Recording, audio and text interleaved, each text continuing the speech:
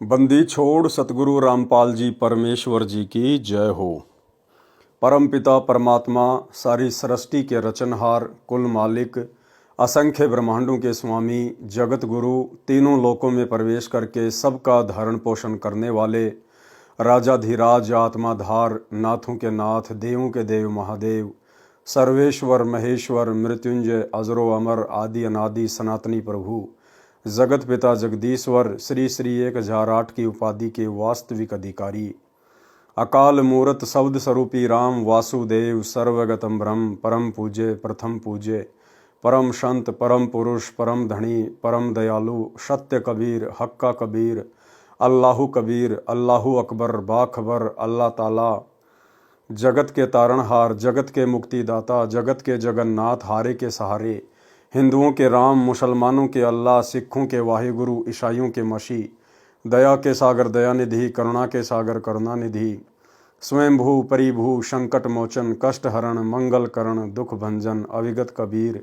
निर्विकार निर्विषम परमात्मा, अलय अलेख सतगुरु, आदि अनादि सतगुरु, असली मर्यादा पुरुषोत्तम, असली राम, असली कृष्ण, असली घनश्याम, असली मुरारी, राजाओं के राजा, महाराजाओं के महाराजा, शहंशाहों के शहंशाह, सम्राटों के सम्राट, भगवानों के भगवान, अल्लाहों के अल्लाह, प्रभुओं के प्रभु, मसीहाओं के मसीह, सच्चे वाहिगुरु, बाबाओं के बाबा, पीरों के पीर, सेठों के सेठ, जगत सेठ, सावड़सा सेठ, सर्वगुण संपन्न, अनंत कोटि कलाओं के स्वामी, अनंत कोटि ब्रह्मांडों के नायक, योगियों में महायोगी, ध्यानियों में महाध्यानी, सिद्धों में परम सिद्ध, ज्ञानियों में तत्वज्ञानी, ब्रह्म ज्ञानी, महाज्ञानी, परम ज्ञानी, सर्वश्रेष्ठ ज्ञानी, विज्ञानी, युवा कबीर, समरथ कबीर, असमवात, अमित ओजा, सच्चे रहनुमा, करीम अल्लाह, सुभान अल्लाह, दुनिया के अंतिम पैगंबर। 8 सितंबर 1951 से गांव धनाना, जिला सोनीपत, हरियाणा, भारतवर्ष की पावन भूमि पे प्रकट रियल कल की भगवान श्री नारायण साकार हरि, श्री बाबा साहिब, शब्द स्वरूपी राम, संत श्रोमणी सतगुरु रामपाल जी परमेश्वर जी के चरण कमल में साध संगति से जुड़े हुए देश विदेश से सभी सत्सेवक भाई बहनों का अनंत कोटि दंडवत प्रणाम। सत्साई भाई और बहनों, दया पूज्य गुरुदेव भगवान की, सतगुरु रामपाल जी परमेश्वर जी की, वर्तमान के कल की भगवान की, जिनकी विशेष रजा से, विशेष मेहर से आप और हम सभी साध संगति से जुड़े हुए सत्सेवक भाई बहन पूज्य गुरुदेव जी के तत्व ज्ञान को आधार बनाकर अपनी आत्मा के कल्याणार्थ हेतु भक्ति मार्ग पर दृढ़ता के साथ आगे बढ़ रहे हैं। भाई और बहनों, इस कलयुग की बिचली पीढ़ी में साध संगति का नसीब होना ये एक विशेष मेहर होती है सतगुरु की अपनी विशेष आत्माओं के ऊपर। आप और हम सभी आत्माओं ने गुरुदेव भगवान की इस मेहर को इसी प्रकार से अंत तक मर्यादाओं में रहकर गुरु को इष्ट मानकर बनाए रखना है। भाई और बहनों, कबीर सागर के सरलार्थ के ऊपर वीडियो बनाने की जो श्रृंखला जारी थी, पूज्य गुरुदेव भगवान के आशीर्वाद से वो संपन्न हुई। लगभग 60 वीडियो कबीर सागर के सरलार्थ के ऊपर बने हैं। बहुत सारी बातें भक्ति मार्ग से संबंधित, जो बातें अभी तक सतगुरुदेव भगवान अपने सत्संगों में आप और हम तुच्छ जीवों की तुच्छ बुद्धि को देखते हुए नहीं कह पाए थे, वे सारी बातें गुरुदेव ने अपने कर कमल से कबीर सागर के सरलार्थ में पहले ही लिख दी थी। और जैसे ही समय आया तो गुरुदेव भगवान ने साध संगत वालों को निमित्त बनाकर उसके ऊपर वीडियो बनवाकर उन सभी गूढ़ रहस्यों को सार्वजनिक भी करवा दिया। और कबीर सागर के सरलार्थ के ऊपर बने 60 वीडियो देखकर आप और हम भगत भाई बहनों का विश्वास, हमारी दृढ़ता किस कदर भक्ति मार्ग पर बढ़ी है, आप और हम शब्दों में बयान भी नहीं कर सकते। जो भाई बहन अभी तक कबीर सागर के सरलार्थ के ऊपर बन चुके वीडियो नहीं देख पाए हैं, प्रार्थना है दास के Facebook page Pawan Das is live के ऊपर जाकर आप जी वीडियो जरूर देखें। उसके बाद भाई और बहनों, अब गुरुदेव भगवान ने और विशेष मेहर बख्शी है, दया बख्शी है, क्योंकि परमेश्वर तो यही चाहते हैं कि कलयुग की बिचली पीढ़ी में जिन जिन आत्माओं को मैंने चुन लिया है मोक्ष के लिए और साध संगति से जोड़कर जिनकी ट्रेनिंग हो रही है, उन आत्माओं को निरंतर दृढ़ ही करता रहूं। तो गुरुदेव ने दया बख्शी। अब उनके कर कमल से लिखित दूसरी पवित्र पुस्तक, पवित्र ग्रंथ मुक्ति बोध, जो लगभग 575 पेज की है, अब इसके ऊपर वीडियो बनाने की श्रृंखला शुरू हो चुकी है और मुक्ति बोध के ऊपर आज हमारा ये पहले नंबर का वीडियो है। इससे पहले भाई और बहनों, एक छोटी सी बात का दास जिक्र करना चाहेगा ताकि आप साध संगति से जुड़े हुए भगत भाई बहनों को विश्वास हो कि साध संगति के माध्यम से परमात्मा जो भी वीडियो बनवाते हैं, जो भी बातें कहलवाते हैं, वे पूर्णतया सत्य होती हैं, भले वे बातें आगे जाकर संगत में सार्वजनिक हों। और जो भगत भाई बहन सतलोक आश्रमों से जुड़े हुए हैं, वो सतलोक आश्रम जो वर्तमान 2024 तक सतगुरु रामपाल जी परमेश्वर जी की गैर हाजिरी में भगत समाज को काल की गोद में बैठाता जा रहा है, सतगुरुदेव भगवान के सत्संग और भक्ति विधान के विरुद्ध कुकर्म करवाकर भगत समाज को निरंतर काल के मुंह में बैठा रहा है। वो लोग किस कदर धोखा खा चुके हैं साध संगति से ना जुड़कर, साध संगति के वीडियो ना देखकर।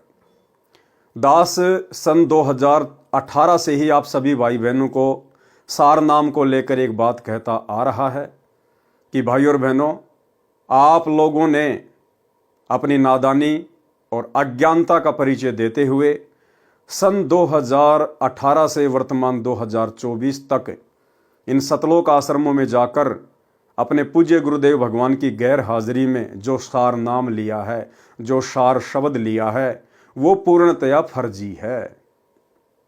2018 से दास वीडियो बनाकर आप जियों को ये सूचना देता आ रहा है।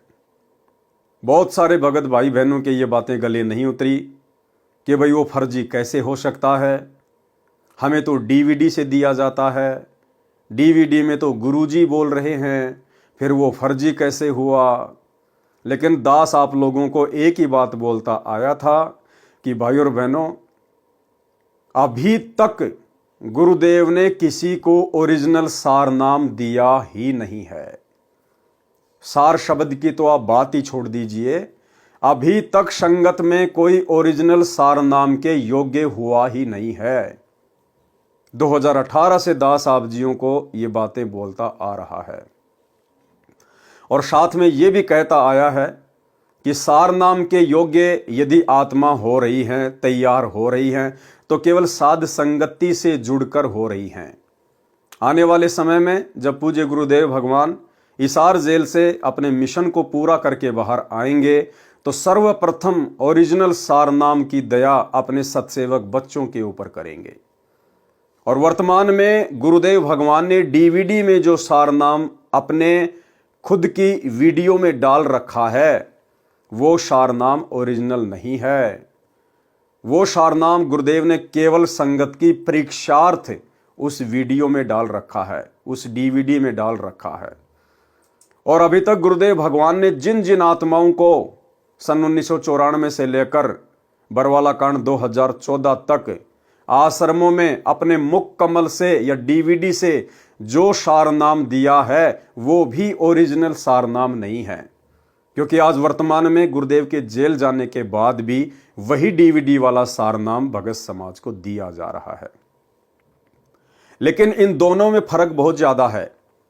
गुरुदेव भगवान के आश्रम में रहते सहते सार नाम देना और गुरुदेव के जेल जाने के बाद उनके कलयुगी परिवार के द्वारा इन आश्रमों में सार नाम दिया जाना, इन दोनों बातों में बहुत ज्यादा अंतर है भाई और बहनों। सार नाम तो दोनों ही असली नहीं है, क्योंकि अभी तक गुरुदेव ने किसी को ओरिजिनल सार नाम देना ही नहीं था, अभी तक संगत में कोई योग्य ही नहीं था। लेकिन जिन जिन भाई बहनों ने 2014 बरवाला कांड से पहले पूज्य गुरुदेव भगवान से जो सार नाम लिया है, उन भगत भाई बहनों के लिए वो सार नाम जैसा ही काम करेगा यदि वे आत्माएं विश्वास के साथ उस नाम का जाप करेंगी तो। और जिन जिन भगत भाई बहनों ने 2014 के बाद गुरुदेव के जेल जाने के बाद में इन सतलोक आश्रमों में सार नाम लिया है, वो सार नाम ना ही तो काम करेगा और ना ही वो सार नाम ओरिजिनल कहा जाएगा। इसलिए आज का यह मेरा वीडियो उन भाई बहनों की आंखें खोलने के लिए है, विशेषकर जो भाई बहन गुरुदेव के जेल जाने के बाद में सारनाम ले चुके हैं, क्योंकि ये आप लोगों की परीक्षा थी। ये परीक्षा थी भगत समाज की। परमात्मा यही तो देखना चाहते थे कि 20 वर्षों से इन आत्माओं को मैंने जो ज्ञान दिया है, सन 1994 से लेकर 2014 तक, ये आत्माएं इस ज्ञान को कितना आधार बना पाई हैं, या अभी भी भेड़ चाल में देखा देखी में चलने की इनकी आदत बनी हुई है। तो 2014 बरवाला कांड के बाद जिन जिन भगत भाई बहनों ने सारनाम लिया है, वो भाई बहन आज का ये वीडियो देखकर, यदि आपको जरा भी अकल है, अगर जरा भी आपको गुरुदेव का तत्व ज्ञान समझ में आया है, आज ही और इसी वक्त वीडियो देखते ही पूज्य गुरुदेव भगवान से नाक रगड़कर अपने घर पर ही दंडवत प्रणाम करके क्षमा याचना मांग लेना और इस सारनाम के जाप को त्याग देना। केवल प्रथम नाम और शतनाम तक का ही जाप करें, जब तक गुरुदेव भगवान हिसार जेल से आकर आपको सारनाम ना दें। अन्यथा यह सारनाम आपके गले की हड्डी बनेगा, आपके गले की हड्डी। और ज्यादातर जिन जिन लोगों ने 2014 के बाद में सारनाम लिया है, ज्यादातर उन भगत भाई बहनों के लिए वो फर्जी सारनाम गले की हड्डी बन चुका है। घर घर में झगड़ा, घर घर में कहर, अकाल मौत, किसी भी प्रकार से कोई राहत वो सारनाम उन भगत भाई बहनों को नहीं दे रहा। जितनी अच्छी प्रकार से भक्ति वो सतनाम लेकर कर रहे थे, इन शतलोक आश्रमों से वो फर्जी सारनाम लेकर अब उनके प्रथम नाम की और शतनाम की भी वो भक्ति नहीं बन पा रही है, क्योंकि मर्यादा खंडित हो चुकी है। अविश्वास प्रदर्शित कर दिया आपने अपने गुरु के ऊपर। आपने अपने गुरुदेव भगवान के हिसार जेल से बाहर आने का तनिक भी इंतजार नहीं किया। ये आपका अपने गुरुदेव के प्रति अविश्वास को दर्शाता है, अविश्वास को। अब आपको बताएंगे कि वो सारनाम नकली कैसे है, क्यों दास पिछले 7 वर्षों से 6 वर्षों से उसको नकली बता रहा है। अब आपको पूज्य गुरुदेव भगवान के मुख कमल से, सतगुरु रामपाल जी परमेश्वर जी के मुख कमल से आपको सुनाएंगे कि जो सारनाम वर्तमान में उनके जेल जाने के बाद में भगत समाज को दिया है, वो सारनाम फर्जी है, ओरिजिनल नहीं है। अब वो सारनाम क्या है, ये भी तो आपको पता होना चाहिए। तो उन भगत भाई बहनों को तो पता चल जाएगा। अभी एक छोटा सा वीडियो मैं आपको दिखाऊंगा नितिन रायजादा का। नितिन रायजादा के बारे में आप जानते ही होंगे, काल प्रेरित आत्मा है, विशेषकर सतगुरु रामपाल जी परमेश्वर जी के भक्तों के पीछे हाथ धो के पड़ा हुआ है। अंत में मिलेगा कुछ नहीं सिवाय खुद की बर्बादी के। लेकिन परीक्षा का समय है, काल हर प्रकार से भगत समाज को तोड़ने का प्रयास तो करेगा। तो सतलोक आश्रमों से गुरुदेव के जेल जाने के बाद वो फर्जी सारनाम लेकर भी लोग सतलोक आश्रमों से जुड़कर नहीं रह पाए और चले गए नितिन रायजादा के पास में, नितिन रायजादा वाला सारनाम लेने के लिए, जो 52 अक्षर से बाहर का है, इस दुनिया से बाहर का है। और वहां जाके उन्होंने बताया कि संत रामपाल जी के आश्रमों में हमारे को ये सारनाम दिया जाता है। ये हैं वो 3 शब्द सारनाम के। अब नितिन रायजादा आपको बताएगा, क्योंकि नितिन रायजादा को बताया संत रामपाल जी के भक्तों ने, उन भक्तों ने जिन्होंने 2014 के बाद से नाम दीक्षा ली है। और भाई और बहनों, 2014 के बाद जो लोग जुड़े हैं, दास पहले से कहता आ रहा है कि हम उनको भगत नहीं कह सकते, हम उनको संत रामपाल जी के भगत की कैटेगरी में खड़ा नहीं कर सकते, क्योंकि 2014 के बाद तो संत रामपाल जी जेल में चले गए। और उसके बाद से जिन जिन लोगों को नाम दीक्षा दी गई है डीवीडी से, ऑनलाइन या इन सतलोक आश्रमों में, ये मनमाना आचरण है, मनमुखी आचरण है गुरुदेव के कलयुगी परिवार का, केवल धार्मिक धंधे के लिए। और ये बात तो आप सबको पता है कि गुरुदेव के जेल जाने के बाद भगत समाज की परीक्षा चल रही है। 2014 से भगत समाज की परीक्षा चल रही है। तो भाई परीक्षा के समय में नए एडमिशन नहीं हुआ करते हैं, यह आप सबको पता है। जब स्कूलों में एग्जाम चल रहे होते हैं, परीक्षा चल रही होती हैं, तो नए एडमिशन स्वीकार्य नहीं होते हैं। और संत रामपाल जी के पंथ में यह परीक्षा उस समय तक चलेगी जब तक संत रामपाल जी हिसार जेल से बाहर नहीं आ जाते हैं। तो 2014 से परीक्षा जारी है और जब तक गुरुदेव भगवान हिसार जेल से बाहर नहीं आ जाते हैं तब तक यह परीक्षा जारी रहेगी। और भाई परीक्षा के समय में नए एडमिशन नहीं हुआ करते हैं, ये तो जबरदस्ती के एडमिशन लिए जा रहे हैं अपने धार्मिक धंधे के लिए, सतगुरु रामपाल जी के काल प्रेरित कलयुगी परिवार के द्वारा। लेकिन चलो जैसा भी है, परमात्मा कहते हैं जिन हरि जैसा सुमरिया ताको तैसा लाभ। जो भगत भाई बहन 2014 के बाद भी नाम दीक्षा लेकर और जिस प्रकार से मर्यादा में रहेंगे, जैसे भी उनके श्रद्धा भाव गुरुदेव के प्रति होंगे, वैसा लाभ उनको अवश्य मिलेगा। अन्य वो जो पूजा पाठ किया करते थे शास्त्र विरुद्ध, उससे तो सैकड़ों गुना अच्छा ही है कि वो इस भक्ति मार्ग पर लगे रहें।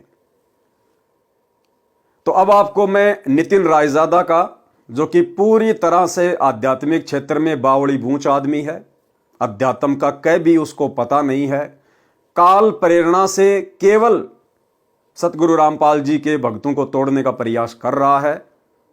और संत रामपाल जी भी यही चाहते थे, तभी तो वो हिसार जेल में जाके बैठे हैं। भगत समाज की परीक्षा शुरू हुई है कि इतना ज्ञान देने के बाद भी यदि मेरे भक्ति मार्ग में थोड़ा बहुत भी जो कचरा बचा हुआ है वो मेरे जेल से बाहर आने से पहले पहले बाहर निकल जाए तो बेहतर है। तो ये तो कचरा है, गंदगी है, इसको तो वैसे भी परमात्मा ने बाहर ही निकालना था, कारण चाहे कुछ भी बनाओ। तो नितिन रायजादा तो संत रामपाल जी के भक्ति मार्ग का जो कचरा है, जो गंदगी है, उसको इकट्ठी कर रहा है। तो जो जो लोग इन सतलोक आश्रमों से सार नाम लेकर, सार शब्द लेकर, क्योंकि सार नाम सार शब्द जैसे ही आपने लिया सतलोक आश्रमों से गुरुदेव के जेल जाने के बाद, उसी समय आपकी मर्यादा टूट गई, क्योंकि आपने अपने गुरुदेव के ऊपर अविश्वास प्रकट कर दिया। और जैसे मर्यादा टूटी उसके बाद आपका हाल तो बुरा होना ही है, किसी का पहले, किसी का 2 दिन बाद में। तो किसी को विशेष लाभ कोई हुआ नहीं, तो लोगों ने भक्ति में दोष निकाल के और नितिन रायजादा की शरण ग्रहण कर ली। और भाई जब नितिन रायजादा उनका नया गुरु बन गया तो गुरु से कुछ छुपाया थोड़ी जाता है। जैसे जैसे उनके काल प्रेरित नकली गुरु ने पूछा, वैसा वैसा उन भक्तों ने वहां जाके बता दिया कि जी मैंने सिंहपुरा से सार नाम लिया था, मैंने धनाना आश्रम से सार नाम लिया था, मैंने राजस्थान के सोजत से लिया था, और जी ये हैं वो 3 मंत्र सार नाम के और सार शब्द के। तो भाई और बहनों, सबसे पहले मैं आपको नितिन रायजादा का एक छोटा सा वीडियो दिखाऊंगा ताकि आपको ये यकीन हो जाए कि हाँ, वर्तमान में सतगुरु रामपाल जी के इन फर्जी सतलोक आश्रमों में उनके परिवार के द्वारा, आश्रम संचालकों के द्वारा कौन सा सार नाम दिया जाता है। उसके बाद आपको बताएंगे ये कितना असली है और कितना फर्जी है। तो सबसे पहले आपको मैं एक वीडियो दिखाता हूं, आप इस वीडियो को ध्यान से देखिएगा भाई और बहनों।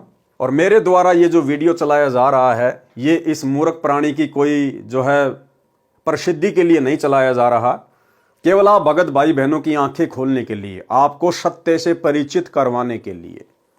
तो क्या है वो सार नाम जो भक्तों ने जाकर फिर इसको बताया कि हमारे को डीवीडी से ये 3 मंत्र दिए गए हैं, आप ध्यान से देखिएगा। और एक जमाना ऐसा था जब ये बिल्कुल डंके की चोट पे कहते थे कि सच्चा गुरु वो होता है जो 3 बार में नाम देता है, 3 बार में नाम देने वाला पूर्ण गुरु होता है। और आज इन लोग की ऐसी हालत हो गई है कि मेरे 10 बार पूछने पर भी ये लिख नहीं सकते कि मेरे गुरुजी कितनी बार में नाम दीक्षा देते। देखो एक बार फिर आ गया मैसेज चंद्रभान जी का, कह रहे हैं संत रामपाल जी महाराज 3 बार में नाम दीक्षा देते हैं जैसा गीता में लिखा है। आओ तुम्हें गिनवा देते हैं। अब ऊंट पहाड़ के नीचे आ ही गया है तो उसको उसकी ऊंचाई दिखाई देते हैं। आ जाओ। जब आप पहली बार दीक्षा लेने जाते हो तो आपको वहां पर क्या नाम मिलता है? सत सुकृत अविगत कबीर ओम ओम ओम ओम कलिंग कलिंग कलिंग कलिंग हरिंग हरिंग हरिंग हरिंग श्रिंग श्रिंग श्रिंग सों सों। ये होगी पहली दीक्षा। अब दूसरी दीक्षा क्या होती है वहां पे, जब आप 4 महीने के बाद जाते हो, सबसे पहले 4 महीने क्या करना है, 4 हाजिरियां लगानी है। कहां पर? हिसार जेल में, जहां पर पुलिस वालों के डंडे बरसेंगे आपके ऊपर। बढ़िया से निशान चिपके होने चाहिए। जब आप जाके दिखाओगे कि हाँ देखो मैं डंडे खा के आया हूं, तब आपको दूसरी दीक्षा मिलेगी। जब आप वहां जाके दिखाते हो कि हाँ मैंने देखो मेरे पीठ पे डंडों के निशान देखो, मेरे पिछवाड़े पे डंडे के निशान देखो, तब आप समझ जाओ कि अब आपको दूसरी दीक्षा मिलेगी। और दूसरी दीक्षा में क्या मिलेगी, क्योंकि आप डंडे खा के जब भागे हो वहां पे, तो आपकी सांस चढ़ी है, बहुत ज्यादा सांस चढ़ती है, तो आपको श्वासों पे ही दीक्षा मिल जाती है कि जल्दी ज्यादा सांस आ रही जा रही, तो इस पे जल्दी जल्दी ओम सोहम रटो, तो आपका नाम जल्दी जल्दी चलेगा, भक्ति जल्दी पूरी होगी। तो जब श्वास तो जब सांस आपकी बाहर निकलती है, तो आपने ओम बोलना है मन में श्वासों पे। और जब आपकी सांस बाहर निकलेगी तब ओम बोलना है, और जब आपकी सांस अंदर जाएगी तो सोहम करना है।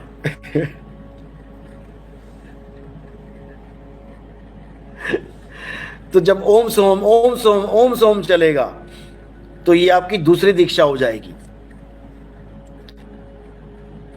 ओके, तो दूसरी दीक्षा हो गई ओम और सोहम की। अब जो तीसरी दीक्षा है वो क्या है, ओम सोहम के साथ इन्होंने फिट कर दिया है सत कबीर। अब आपकी नाम दीक्षा क्या चलेगी, ओम सोहम सत्य कबीर, ओम सोहम सत्य कबीर, ओम सोहम सत्य कबीर। अब ये हो गई आपकी तीसरी दीक्षा।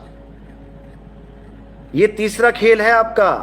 अब इसके बाद आपको दीक्षा नहीं मिलनी चाहिए, लेकिन आपसे दोबारा से एक फॉर्म और भरवाया जाता है। ये जो तीसरी दीक्षा मिली है इसका क्या नाम है, और दूसरी दीक्षा जो मिली उसका क्या नाम है, वो भी समझ लो।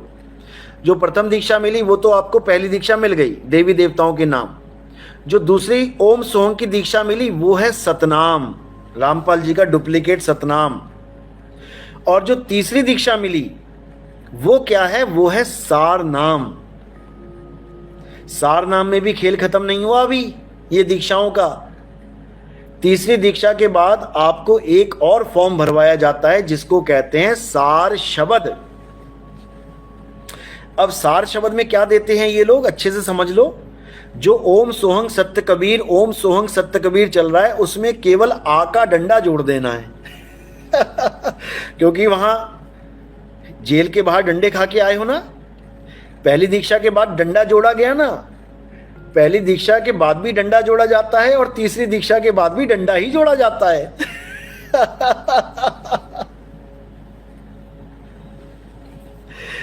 कबीर के साथ केवल आ का डंडा जोड़ के कबीरा बना देना है, बस हो गया। ओम सोहम सत्य कबीरा, ओम सोहम सत्य कबीरा, ओम सोहम सत्य कबीरा। और उसके 1 लाख रुपए, क्योंकि डंडा लगाया है, 1 है एका, उसके साथ 1 लाख रुपए देने पड़ते हैं। 1 लाख रुपए का संकल्प है सार शब्द की दीक्षा में। लेने जाओगे ना तब समझ में आएगा, अभी नहीं आता। लाख रुपया देने के बाद। तो भाई और बहनों, आपने वीडियो देखा। हमने इस बौड़ी बूंच आदमी की, काले एजेंट की और किसी बात पे ध्यान नहीं देना है। बाकी सब इसकी बकवास हैं। हमने केवल ध्यान ये देना है कि सतलोक आश्रमों से डीवीडी से सार नाम लेकर बरवाला कांड के बाद जो लोग इसके पास गए हैं, उन लोगों ने जाके बताया कि ये सार नाम है और ये सार शब्द है। और जिन जिन लाखों भगत भाई बहनों को सतलोक आश्रमों से सार नाम मिल चुका है, जो ये वीडियो देख रहे हैं, उनको भी अच्छे से पता है कि यही वो नाम है जो आपको इन आश्रमों में दिए जाते हैं।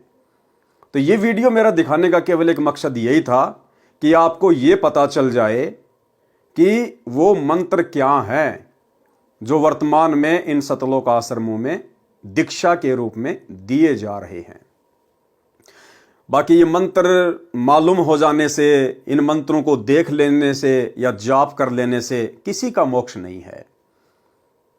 ये मंत्र उस समय काम करेंगे अपना जिस समय आप अधिकारी से लेंगे, और अधिकारी आपको गुरुदेव भगवान ने असंख्यों बार बता दिया कि उनके अलावा इस पूरे ब्रह्मांड में आज के दिन और कोई नहीं है। जब तक हम पूज्य गुरुदेव जी से ये तीनों मंत्र प्राप्त नहीं करेंगे, विधिवत दीक्षा ग्रहण नहीं करेंगे, तब तक ये मंत्र मोक्ष में किसी प्रकार का कोई काम नहीं करेंगे, और इनको मनमुखी रूप से जपने का भी कोई फायदा नहीं है। तो आपको बस मंत्रों के बारे में मुझे बताना था कि वो मंत्र क्या हैं। अब भाई और बहनों, आपको आगे लेके चलता हूं, पूज्य गुरुदेव का एक छोटा सा वीडियो दिखाता हूं आपको। अभी परमात्मा ने लास्ट 71 नंबर का जो विशेष संदेश हिसार जेल से भेजा है, जिसमें परमात्मा ने मुसलमान धर्म की एक पुस्तक का जिक्र किया है, जिसमें एक आयत है, उसका गुरुदेव ने जिक्र किया है। और उसका जिक्र करते हुए गुरुदेव ने बताया कि मुसलमान धर्म की उस आयत में, सूरह अस-सूरा में, जो ऐन सीन काफ लिखा हुआ है, ऐन सीन काफ, उसके विषय में अनुवादकर्ता ने लिखा है कि इन 3 मंत्रों का अर्थ तो केवल अल्लाह ही जान सकता है, अल्लाह के अलावा और कोई भी नहीं बता सकता। और सतगुरु रामपाल जी ने बड़ी आसानी से उन तीनों के बारे में बता दिया, उस आयत के बारे में बता दिया कि इसका क्या अर्थ है, क्या इसका मतलब है, ये अयन शीन काफ ये क्या है। तो आप सुनिए पूज्य गुरुदेव जी का ये छोटा सा वीडियो 3 मिनट का, ये बहुत ज्यादा इंपॉर्टेंट है। और यही 3 मिनट का गुरुदेव का वीडियो सारे भेद खोल देगा कि वर्तमान 2014 में गुरुदेव के जेल जाने के बाद इन सतलोक आश्रमों से जिन जिन भगत भाई बहनों ने सार नाम की दीक्षा ली है या सार शब्द की दीक्षा ली है, वो पूरी तरह से फर्जी है। तो अब हम सुनेंगे पूज्य गुरुदेव जी के मुख कमल से, सुनिएगा। अब आपको बताता हूँ थोड़ा सा पाक कुरान मजीद। देखो इसमें क्या बताया है, एक चैप्टर है, उसका नाम है अस सूरा और संख्या नंबर है 42, यानी सूरत अस सूरा 42 आयत नंबर, श्लोक नंबर 1-2। आयत नंबर 1 पर प्रथम में लिखा है आ मीम। आ माने है, मीम माने मैं, है और मैं, ये 2 अक्षर अलग अलग, जैसे क ख ए, ऐसे है और मैं। फिर दूसरी आयत में लिखा है एन सीन काफ। जैसे हम पंजाबी सीखा करते थे, चौथी कक्षा शुरू हो जाती थी पहले पंजाबी, पंजाब ज्वाइंट था, हरियाणा और पंजाब एक थे। तो पंजाबी की हम जब वर्णमाला सीखा करते थे तो कहते थे कक्खा गग्गा दद्दा गग्गा ईड़ा ऊड़ा सस्सा मम्मा, यानी कक्खा क, गग्गा ग, तथा तय, गद्दा दय। तो कक्खा गग्गा क ख ग ऐसे सीखना पड़ता है। तो एन का अर्थ है ए, सीन का अर्थ है से, काफ का अर्थ है क। ये वर्णमाला है अरबी की, एन ए, सीन से, काफ क, ए से क। इसके अनुवादकर्ता ने, पाक कुरान के अनुवादकर्ताओं ने ये लिखकर छोड़ दिया है कि इन 2 आयतों का अर्थ तो अल्लाह ही जान सकता है। पाक कुरान के अनुवादकर्ताओं ने ये लिखकर छोड़ दिया है कि इन 2 आयतों का अर्थ तो अल्लाह ही जान सकता है। पाक कुरान के अनुवादकर्ताओं ने ये लिखकर छोड़ दिया है कि इन 2 आयतों का अर्थ तो अल्लाह ही जान सकता है और कोई नहीं। अब एक चीज भाई और बहनों आगे ध्यान से सुनना, गुरुदेव भगवान ने ऐन सीन काफ के बारे में बताया कि जो सारनाम दिया जाता है, और सारनाम में जो 3 मंत्र दिए जाते हैं, ये जो ऐन सीन काफ है, ये सारनाम की दीक्षा में उन तीनों मंत्रों के पहले पहले शब्द हैं, पहले पहले शब्द। सारनाम में जो 3 नाम दिए जाते हैं, ये ऐन सीन काफ उन तीनों मंत्रों के पहले पहले शब्द हैं। ध्यान से सुनना, फिर आपको लिखा हुआ भी दिखाऊंगा। ये क्या है? गीता अध्याय 17 श्लोक 23 में ओम तत्सत, ये 3 मंत्र। इनमें तीनों मंत्रा का पहला अक्षर है ए से क। जिनको तीनों मंत्र प्राप्त है वो बच्चे आसानी से समझ देंगे। ये वो मंत्रों का केवल पहला पहला अक्षर लिख रखा है, बहुत कठिन। तो ऐसा कहते के हासिल होना था, ओम तत्सत से क्या हासिल होना था, अब इसकी एब्रीविएशन निकली सारी। अब इसको सारे से विस्तार से करा। तो भाई और बहनों, आपने देख लिया, गुरुदेव भगवान ने अपने मुख कमल से कह दिया कि ये जो ऐन सीन काफ है, ऐसा क, ऐन सीन काफ, सारनाम में जो 3 मंत्र दिए जाते हैं, उन तीनों मंत्रों के ये पहले पहले अक्षर हैं, ए स क, ऐन सीन काफ। और सारनाम क्या दिया जाता है इन सतलोक आश्रमों में, वो आपने नितिन रायजादा से अभी देख लिया है। अब भाई और बहनों, आपको आसानी से समझ में आएगा कि वर्तमान में गुरुदेव के जेल जाने के बाद जो सारनाम की दीक्षा दी जा रही है, ये असली सारनाम है या फर्जी सारनाम है। अब आपको दिखाते हैं भाई और बहनों, ध्यान से देखिएगा। ये दास ने एक चार्ट बनाया है। सबसे पहले तो ये वही सुर है असुरा 42, ये हा और मीम, जिसका अर्थ गुरुदेव ने बता दिया है और मैं। दूसरा ये अयन सीन कफ, ये हैं वो 3 नाम, ऐन सीन कफ, अयन सीन कफ। अब गुरुदेव ने क्या बताया, ये ऐन सीन काफ क्या है, अयन सीन काफ, कि आपको जो सारनाम की दीक्षा दी जाती है, उन तीनों मंत्रों के ये पहले पहले अक्षर हैं, पहले पहले अक्षर। तो सारनाम आपने नितिन रायजादा के मुंह से सुनी लिया है, हमारे भगत भाई बहनों ने जा जा के उनको बता ही दिया है, और वर्तमान में जो लोग इसका जाप भी कर रहे हैं उनको भी अच्छे से पता है। तो ये है वो सारनाम जो आपने नितिन रायजादा से सुना, जो वर्तमान में इन आश्रमों में दिया जाता है। और गुरुदेव ने क्या बताया, ये जो ऐन सीन काफ है, इन तीनों मंत्रों के ये पहले पहले शब्द हैं। तो देखिए, हम देखते हैं। तो अयन, तो सबसे पहले ओम है, तो बिल्कुल मैच कर रहा है, ए बिल्कुल मैच कर गया। दूसरा जो सारनाम में जो मंत्र दिया जाता है, वो आप सभी भाई बहन समझ गए होंगे, मैं अपने मुंह से यहां पे नहीं बोलना चाहूंगा। तो ये जो सीन है, अब इससे मेल करेंगे तो बिल्कुल इसका जो पहला अक्षर है वो मेल कर रहा है, बिल्कुल कर रहा है। तीसरा है ये सत्य कबीर। अब भाइयों और बहनों, यहां तीसरा है काफ, लेकिन यहां मेल नहीं कर रहा है। गुरुदेव के वचन अनुसार, जो अभी आपने वीडियो में देखा कि ऐन सीन काफ, इसके जो ये पहले पहले अक्षर हैं, पहले पहले जो अक्षर हैं, ये अक्षर सारनाम के पहले पहले अक्षर हैं। तो भाई ये जो अयन है, इसका पहला अक्षर मिल गया, सीन का भी पहला अक्षर मिल गया, लेकिन भाई ये जो है कफ, इसका पहला अक्षर मेल नहीं खा रहा है। इसका है कफ कै और यहां है स, ये मेल नहीं खा रहा है। जबकि गुरुदेव के वचन अनुसार तो ये मेल खाना चाहिए। साधु बोले सहज स्वभाव, साधु का बोला मिथ्या ना जाए, और संत वचन पलटे नहीं चाहे पलट जाए ब्रह्मांड। इसलिए भाई और बहनों, दास 2018 से चिल्ला रहा है गुरुदेव के आदेश अनुसार, उनकी प्रेरणा अनुसार, कि ये हमारी परीक्षा का समय है, परीक्षा का समय। और इस समय हम भगत भाई बहनों ने सतलोक आश्रम वालों से सारनाम नहीं लेना चाहिए, बहुत बड़ा धोखा खा जाओगे, गुरुदेव भगवान की नजरों में नीचे गिर जाओगे। और गिर गए लाखों की संख्या में, गुरुदेव भगवान की नजरों में लाखों की संख्या में नीचे गिर गए। अब देख लो, जिन जिन भगत भाई बहनों को सतलोक आश्रमों से सार नाम प्राप्त है, उन सबको पता है कि हां यही वो 3 मंत्र हैं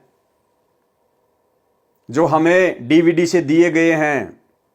और गुरुदेव ने यह भी क्लियर कर दिया, अयन सीन काफ, इनके जो पहले पहले जो अक्षर हैं वो सार शब्द से मेल करने चाहिए, लेकिन नहीं कर रहे हैं। अब नहीं कर रहे हैं तो क्या हुआ? गलत हुआ भाई। तो भाई और बहनों, कितना बड़ा धोखा भगत समाज ने खुद अपनी नादानी के चलते खा लिया है। अरे हम सत्सेवक भी तो चिल्ला रहे थे, क्या हमें सार नाम की जरूरत नहीं है क्या? क्या हमें सार शब्द की जरूरत नहीं क्या? क्या हम इस भक्ति मार्ग पर कोई मनोरंजन के लिए जुड़े हैं क्या? लेकिन हमने गुरुदेव के ज्ञान को आधार बनाया, हमने गुरुदेव भगवान का इंतजार करना उचित समझा कि यह भक्ति मार्ग है। अरे वो सार नाम, जिस सार नाम के लिए परमात्मा ने धर्मदास जी को जिंदा समाधि दे दी, वो कितनी अनमोल वस्तु होगी। और ऐसी अनमोल वस्तु क्या सतगुरु रामपाल जी अपने कलयुगी परिवार के हाथों में एक 15 रुपए की डीवीडी में डालकर आलू टमाटर की तरह बांटने के लिए देकर चले जाएंगे? और वो सतलोक आश्रम मैनेजमेंट हरियाणा, जिनके कुकर्मों के चलते, जिनकी मनमानी हरकतों के चलते, काल प्रेरणा के चलते भी ये बरवाला कांड 2014 हुआ। परमात्मा जिन लोगों की रग रग से वाकिफ थे, ऐसे लोगों को परमात्मा वो अनमोल जड़ी बूटी देगा जो लोग खुद अभी प्रथम नाम दीक्षा के योग्य नहीं है। प्रथम नाम दीक्षा के भी ना गुरुदेव का परिवार, ना कोऑर्डिनेटर, ना आश्रम संचालक, आज 2024 तक ये लोग प्रथम नाम दीक्षा के भी योग्य नहीं हैं। और वो सार नाम जिसको देने के लिए परमात्मा सतलोक से चलकर स्वयं आता है, वो सार नाम ऐसे इन 2 कोटि के जीवों के हाथों में देगा परमात्मा, जिन्होंने अपनी मनमानी हरकतों के चलते अपने गुरु भगवान को हिसार जेल में बैठने को मजबूर कर दिया। इसलिए हम सत्सेवक भाई बहन चिल्ला रहे थे कि ये सार नाम ओरिजिनल नहीं है। हां, भले ही गुरुदेव ने अपना वीडियो बनाकर डीवीडी में डाल दिया, लेकिन भगत समाज की परीक्षा के लिए गुरुदेव ने जिन जिन लोगों को यह नाम दिया है हिसार जेल जाने से पहले, भाई उनको तो विश्वास के साथ इसी को सार नाम समझकर जाप करते रहना चाहिए। यदि उन लोगों के मन में जरा भी दोष पैदा हो गया मेरे इस वीडियो को देखकर, तो आप लोग ना घर के रहेंगे ना घाट के रहेंगे। आप लोगों को कोई शंका नहीं करनी चाहिए, क्योंकि आपको तो आपके गुरु ने दिया है, आपके भगवान ने दिया है। और गुरु भगवान चाहे जो मर्जी मंत्र दे दे, जो मर्जी नाम दे दे, अगर गुरु ने दिया है तो आपके लिए वो सार नाम ही है, सार शब्द ही है। आपने तो केवल मर्यादा में रहकर विश्वास के साथ में जो विधि आपके गुरु ने बताई, आपने तो केवल सुमरण करना है। आप लोगों ने दोष नहीं पालना अपने मन में। ये गलती कर दी उन लोगों ने जिन्होंने इस परीक्षा के समय में 2014 के बाद में ये सार नाम ले लिया है। ये उन लोगों की सबसे बड़ी गलती है। तो भाई और बहनों, हाथ कंगन को आरसी क्या, पढ़े लिखे को फारसी क्या। जैसा गुरुदेव भगवान ने बताया, दास ने एज इट इज आपको वैसा ही प्रैक्टिकल करके दिखा दिया। और यही वो 3 मंत्र हैं। ये है सतनाम, इसके आगे 2 शब्द और हैं, आप सभी भाई बहनों को अच्छे से पता है। तो बिल्कुल एन से ये मैच कर रहा है, आईएन से मैच कर रहा है। ये पहला अक्षर ए, इसका भी पहला अक्षर है। सीन, इसका पहला अक्षर स, इसका भी पहला अक्षर स। और ये कै, भाई इसका पहला अक्षर मेल नहीं खा रहा, पहला अक्षर यहां पर स आ रहा है और यहां कै, इसलिए ये ओरिजिनल सार नाम नहीं है। इसलिए भाई और बहनों, विनती करूंगा, प्रार्थना करूंगा, अभी भी समय है। जो भगत भाई बहन लाखों की संख्या में काल के शिकार हो चुके हैं, काल के षड्यंत्र के शिकार हो चुके हैं, जिन्होंने गुरुदेव के जेल जाने के बाद में अपनी नादानी दिखाई, अपनी अज्ञानता दिखाई और जल्दबाजी में, देखा देखी में, और पहुंच गए सतलोक आश्रमों में लेके अपने नाम दीक्षा का फॉर्म। जिन जिन भाई बहनों ने ये फर्जी सारनाम शतलोक आश्रम मैनेजमेंट हरियाणा से लिया है, गुरुदेव के जेल जाने के बाद लिया है, उन आत्माओं को अभी भी मौका है, अन्यथा आप लोगों की जो दुर्गति होगी वो शायद ही किसी और की होगी। क्योंकि आपने सबसे बड़ा विश्वासघात किया अपने गुरुदेव के साथ, सबसे बड़ा विश्वासघात। अरे कौन दे सकता है सारनाम? इस धरती पर तो कोई प्रथम नाम देने का भी अधिकारी नहीं है, प्रथम नाम देने का अधिकारी भी वो भी परमात्मा ने स्वयं माना पड़ता है। और सार नाम, सार शब्द, और आप लोगों ने अपने जैसे 2 कोड़ी के जीवों से ले लिया। फिर भगवान क्यों आया धरती पे? अरे जब सार नाम सार शब्द भगत ही भगत को दे रहा है तो भगवान क्या भेड़ बकरियां चराने आया यहां पर सतलोक से? जरा भी दिमाग नहीं लगाया तुम लोगों ने। ये थी परीक्षा, अभी भी समय है। गुरुदेव भगवान से नाक रगड़ रगड़ के अगर बात समझ में आई है तो अपने घर पर ही नाक रगड़ रगड़ के गुरुदेव से समायाचना कीजिए, रो रो के, कि परमात्मा नादान हूं, ये बंदी छोड़, 2 कोड़ी का तुच्छ जीव हूं मालिक, क्षमा करना, पापी आत्मा हूं, बंदी छोड़, बहुत बड़ी गलती हो गई, आगे से ध्यान रखूंगा परमात्मा। और आज ही मैं इस सार नाम का जाप करना छोड़ रहा हूं, केवल प्रथम नाम और शतनाम का ही स्मरण करूंगा। और गुरुदेव जब तक आप हिसार जेल से बाहर नहीं आ जाते हैं अपनी लीला पूरी करके, तब तक मैं किसी भी सतलोक आश्रम में नहीं जाऊंगा, कहीं भी ज्योति पाठ और दान का पैसा नहीं दूंगा, किसी के भी बहकावे में नहीं आऊंगा। सात संगति से जुड़कर अपने घर को आश्रम बनाकर, ज्ञान को आधार बनाकर अपनी भक्ति करूंगा। हो सकता है परमात्मा आपकी सुन ले, बाकी दूसरा कोई चारा नहीं है। भाई और बहनों, गलतफहमी में ना रहना। हवा निकल गई है हजारों की संख्या में उन भगत भाई बहनों की, दुर्गतियां हो रही हैं जिन्होंने ये फर्जी सार नाम ले लिए। तो ये आप लोगों को दिखाना था, उम्मीद करूंगा बात समझ में आ गई होगी। अब भाई और बहनों, हम आगे बढ़ते हैं आज के अपने मुख्य टॉपिक के ऊपर। पवित्र ग्रंथ मुक्ति बोध जो पूज्य गुरुदेव जी ने अपने कर कमल से लिखी है, आप और हमारे सामने है, आप और हमारे हाथों में है। आज इसका ये पहला वीडियो हम गुरुदेव भगवान के विशेष आशीर्वाद से बनाने जा रहे हैं। और भाई और बहनों, कोई भी धर्म ग्रंथ होता है, कोई भी पुस्तक होती है, शुरुआत के 2, 4, 5 वीडियो केवल उसकी भूमिका बनाते हैं, केवल भूमिका। जैसे हम लोग पहले फिल्में देखा करते थे 3 घंटे की, तो आधी घंटे की तो भूमिका बनती थी, कुछ विशेष समझ में नहीं आता था। इसी प्रकार से कोई भी ग्रंथ, कोई भी पुस्तक होती है, शुरुआत में 10, 15, 20, 25 उसके जो पेज होते हैं वो एक प्रकार से भूमिका होती है। आप लोगों को बताया जाता है कि ये किस संदर्भ में है, कौन कौन इसके पात्र हैं, क्यों ये पुस्तक लिखी गई है। लेकिन ये पवित्र ग्रंथ मुक्ति बोध, ये आदरणीय गरीबदास जी महाराज जी का जो सदग्रंथ साहिब है, जिसमें 24,000 वाणियां हैं, ये उन वाणियों के सरलार्थ को लेकर है। यानी हमारे मतलब की जो वाणियां हैं, उन वाणियों को निकालकर, उन विषयों को निकालकर सतगुरु रामपाल जी ने आप और हमारे लिए, भगत समाज के लिए, ये पवित्र ग्रंथ अपने कर कमल से लिखकर हमें दिया है। और इसमें सबसे पहले आदरणीय गरीबदास जी महाराज जी की महिमा है, उनके विषय में लिखा हुआ है। वे कौन थे, कहाँ के रहने वाले थे, कैसे उनको परमात्मा मिले, परमात्मा मिलने के बाद उन्होंने आध्यात्मिक क्षेत्र में क्या किया, तो ये उनके विषय में है। चूंकि भाई और बहनों, गुरुदेव भगवान के कर कमल से लिखित है और महापुरुषों की जीवनी पर है, इसलिए इस पवित्र ग्रंथ को पढ़ने और सुनने से भी हम ढेर सारे पुण्य के भागी बनते हैं। और जितना हम इन महापुरुषों की जीवनी को पढ़ेंगे, हमें उतना ही फायदा है, उतना ही लाभ है। तो इस पवित्र ग्रंथ में कुछ एक बातें वहीं आएंगी शुरुआत में, जो बातें अन्य गुरुदेव के कर कमल से लिखित पुस्तकों में गुरुदेव ने लिखी हुई हैं, जिनके ऊपर हम वीडियो बना चुके हैं। तो हम भगत भाई बहनों ने उसी जोश और उसी उमंग के साथ में इनको पढ़ना है, क्योंकि हमारे पूज्य गुरुदेव जी के कर कमल से लिखी हुई है। फिर जैसे जैसे हम आगे बढ़ेंगे, 4, 5, 6 वीडियो में आगे बढ़ेंगे, उसके बाद भाई और बहनों, परमात्मा ने अनमोल खजाना आप और हमारे अंदर इतना दृढ़ विश्वास पैदा हो जाएगा, अगर ब्रह्मा विष्णु महेश भी आकर हमें डगमग करने का प्रयास करें तो मुंह की खा के जाएंगे।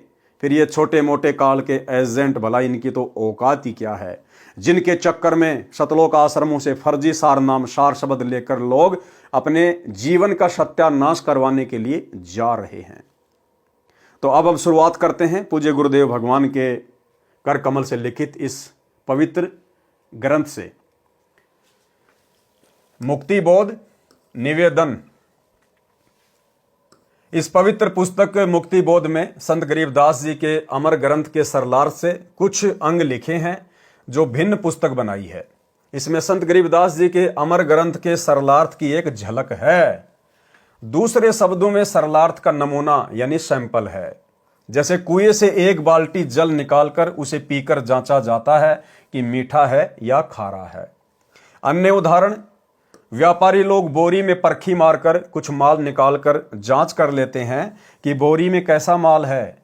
मुक्ति बोध संत गरीबदास जी के अमर ग्रंथ के सरलार्थ से निकाला परखी वाला माल है। इसे पढ़कर जांचें कि सरलार्थ कैसा है। अमर बोध के सरलार्थ को समझने के लिए 2 शब्द लिखने अनिवार्य हैं।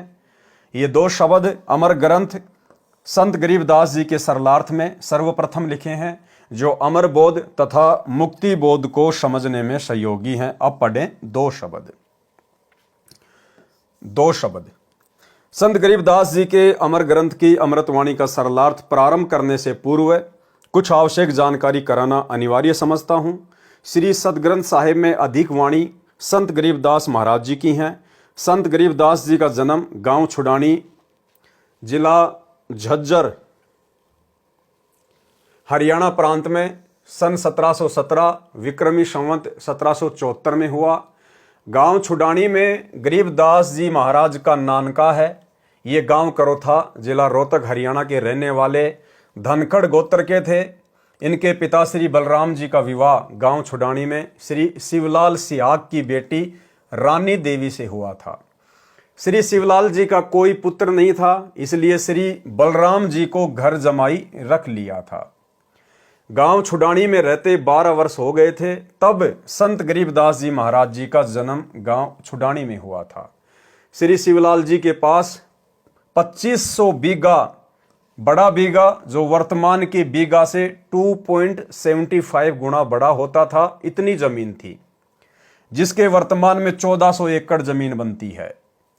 उस सारी जमीन के वारिस श्री बलराम जी हुए तथा उनके पश्चात उनके इकलौते पुत्र संत गरीबदास जी उस सर्व संपत्ति के वारिस हुए। उस समय पशु अधिक पाले जाते थे। लगभग 150 गौवें श्री बलराम जी रखते थे। उनको चराने के लिए अपने पुत्र गरीबदास जी के साथ अन्य कई पाली किराए पर ले रखे थे। वे भी गौवों को खेतों में चराने के लिए ले जाया करते थे। जिस समय संत गरीबदास जी 10 वर्ष की आयु के हुए, वे गायों को चराने के लिए अन्य गवालों के साथ नला नामक खेत में गए हुए थे। फाल्गुन मास की सुदी द्वादशी के दिन के लगभग 10 बजे परम अक्षर ब्रह्म एक जिंदा महात्मा के वेश में मिले। गांव कबलाना की सीमा से सटा नला खेत है। सर्व गवाले एक जांडी के पेड़ के नीचे बैठकर खाना खा रहे थे। वह पेड़ गांव कबलाना से छुडानी को जाने वाले कच्चे रास्ते पर था।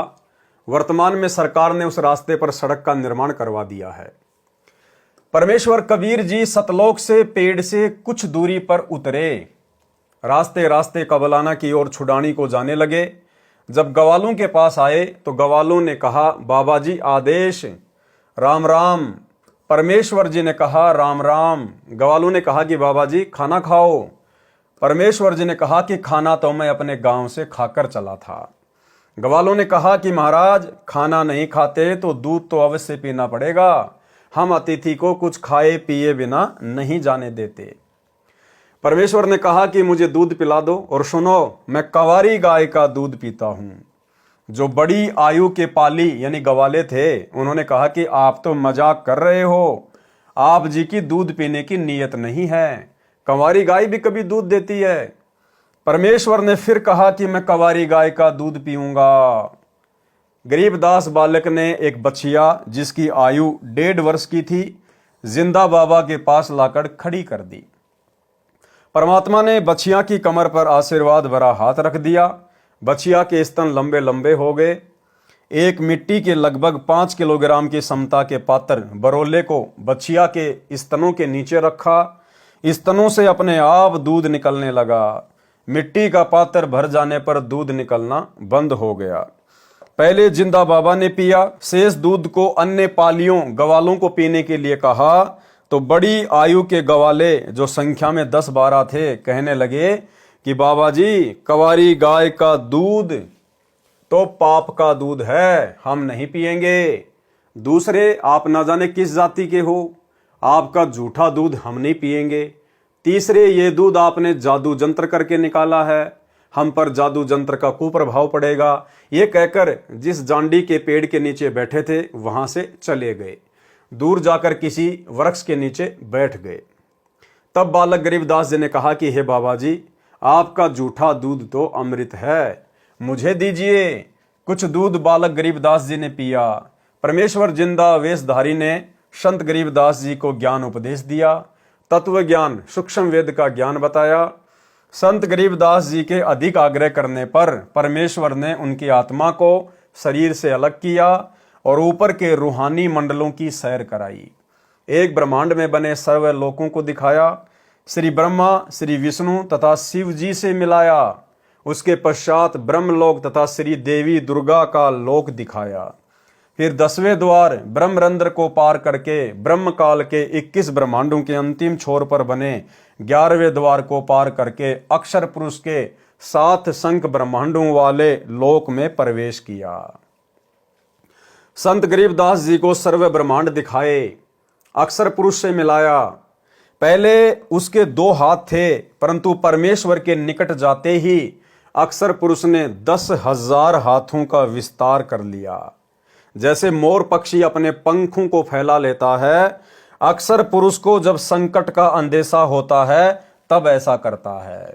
अब देखो भाई और बहनों, परमात्मा की वाणी यहां पर सत्य सिद्ध हो जाती है कि निर्विकार निर्भय तू ही और शकल भयमान, सब पर तेरी साहिबी तुझ पर साहिब नाए। कि हे कबीर परमेश्वर सतगुरु रामपाल जी, आपके अलावा इस पूरी सृष्टि में ना ही तो कोई निर्विकार है और ना ही कोई निर्भय है। अक्षर पुरुष 7 संख ब्रह्मांडों का स्वामी, 10,000 कलाओं का स्वामी। और जैसे ही उसने कबीर परमेश्वर जी को देखा, उसे संकट का अंदेशा हुआ। और जब अक्षर पुरुष को संकट का आभास होता है, उस समय वो अपनी शक्ति का जो है वो प्रदर्शन करता है, सामने वाले को डराने के लिए, भयभीत करने के लिए। तो अक्षर पुरुष भी भय मुक्त नहीं है, उसने भी भय युक्त होकर डर के मारे कि ये कौन आ गया मेरे लोक में, सीधा चला आ रहा है, किसकी हिम्मत हो गई ऐसे। अपने ऊपर आपत्ति आती हुई देखकर और अपने 10,000 हाथों का विस्तार कर लिया, अपना विकराल शरीर बना लिया उसने, अपनी शक्ति का पूरा उसने प्रदर्शन किया। इसलिए भाई और बहनों, परमेश्वर कहते हैं निर्विकार निर्भय तू ही और शकल भयमान, और सब पर तेरी साहिबी तुझ पर साहिब नाए।